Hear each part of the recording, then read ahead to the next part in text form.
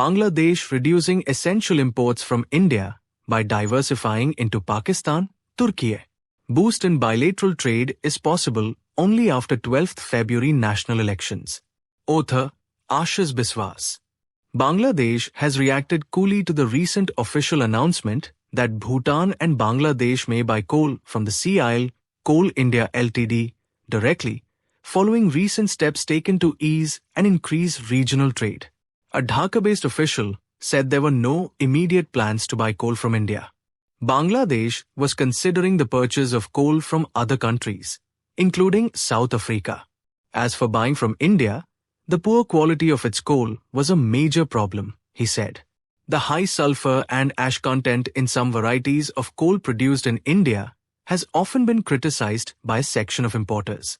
CIL sources had earlier said that Bhutan could import coal from India with US dollars, while Bangladesh could make payments using the local currency Taka.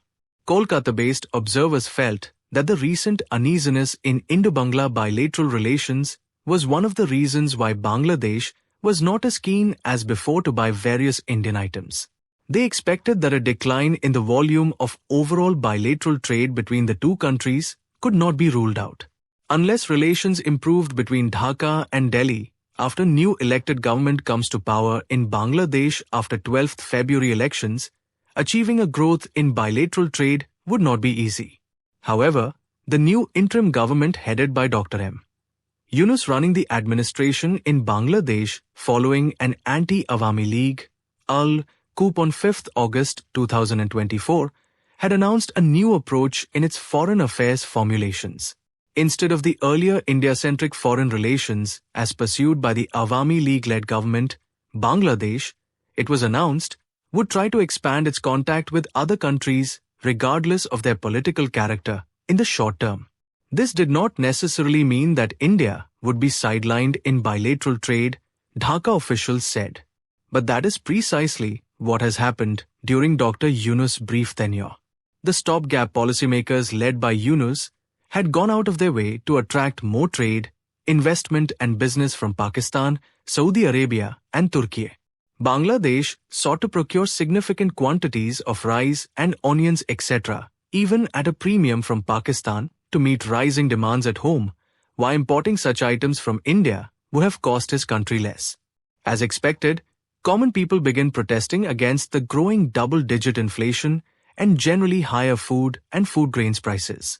As for the rising demand for coal, Bangladesh has little choice other than resorting to higher imports. The cost of fuel rose sharply in the context of the long-drawn war in Ukraine. Meanwhile, Bangladesh domestic demand for power rose significantly. In particular, the production in the garments industry suffered badly because of prolonged spells of load shedding. The position of factories running in the other sectors of the economy was no better. But given its export-dominated economy, Bangladesh could not afford a prolonged shortfall in production in the garment sector, which accounts for a hefty 85% of its overall export earnings. This led to a major readjustment, almost a reversal of policy, where ensuring a reliable supply of fuel to generate power was concerned. As a major victim of global warming despite its minor industrial output, Bangladesh had not encouraged the use of coal as a fuel in recent years. During the long COVID-19 pandemic, it had no choice but to revert to using coal again to maintain its power generation. By 2023, as coal from India and other countries was used increasingly replacing costly and uncertain supply of oil, its share in 2023 rose to 21% of total fuel used in Bangladesh instead of only 7% a year ago, according to one report.